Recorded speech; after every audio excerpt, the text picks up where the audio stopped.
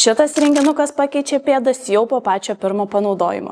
Jis skirtas žmonėm, kenčiantiem nuo kietų, suragėjusių pėdų, išsausėjusių pėdų ir į rinkinuką įeina visas priežiūros rinkinys. Taigi pirmiausia, turime nuospaudų minkštiklį skirtą būtent negyvai odai pašalinti, toliau labai patogią pedikiūro lopetėlę, kuri yra pjaustyta lazerio, ji nėra aštri, ji kaip tik yra labai saugi jūsų pėdom, bet labai efektyviai ir greitai nuima būtent visą kietą negyvą odą ir pėdų priežiūros putos šiurkščiai, kietai odai, linkusiai į pleiskanojimą ir išsausėjimus labai puikiai sudrėkina ir minkština, būtent nes sudėtyje yra urėjos didelis kiekis ir alijošius.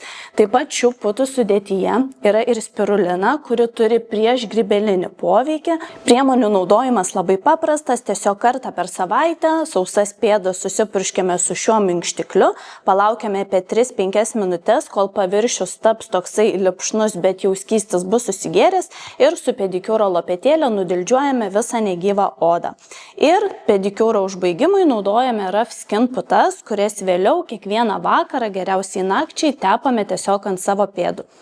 Putos yra labai lengvos konsistencijos, susigeria per 1 minutę, taigi tuoj pat galite apsiauti kojinytę ar bosutės ar batus ir keliauti į dienos reikalus. Tai jeigu jūsų pėdos atrodo taip ir norit, kad atrodytų šitaip, rekomenduoju išbandyti šitą rinkinuką.